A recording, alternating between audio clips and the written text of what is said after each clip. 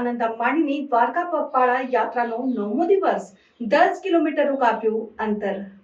Reliance ઇન્ડસ્ટ્રીઝના director અનંત અંબાણીએ જામનગરથી દ્વારકાધીશ મંદિર સુધીની 140 કિલોમીટરની પદયાત્રા શરૂ કરી છે. આ યાત્રા દરમિયાન તેઓ દરરોજ રાત્રે 10 થી 12 કિલોમીટરના અંતરને કાપે છે, જેથી દિવસ દરમિયાન ટ્રાફિક અને સામાન્ય જનતાને કોઈ અસુવિધા ન થાય.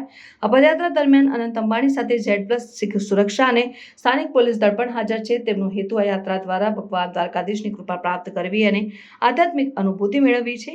અનંત અંબાણીની આ યાત્રા તેમના 30મા જન્મદિવસને આધ્યાત્મિક રીતે ઉજવવાનો એક ભાગ છે. તેમનો આશય છે કે તેઓ 8 એપ્રિલ સુધી દ્વારકાધીશ મંદિર પહોંચશે અને 10 એપ્રિલે તેમના જન્મદિવસે ભગવાન દ્વારકાધીશના દર્શન અને પ્રાર્થના સાથે યાત્રાનું સમાપન કરે. અનંત અંબાણી અગાઉ પણ અનેક ધાર્મિક યાત્રાઓ કરી ચૂક્યા છે, જેમાં તેમણે પ્રયાગરાજમાં મહાકુંભ દરમિયાન ત્રિવેણી સંગમમાં પવિત્ર સ્નાન કર્યું હતું. અંબાણી પરિવાર લાંબા સમયથી તેમના ધાર્મિક અને આધ્યાત્મિક પ્રવૃત્તિઓ માટે જાણીતું છે અને અનંતની આ પદયાત્રા પણ તે પરંપરાનો એક ભાગ છે.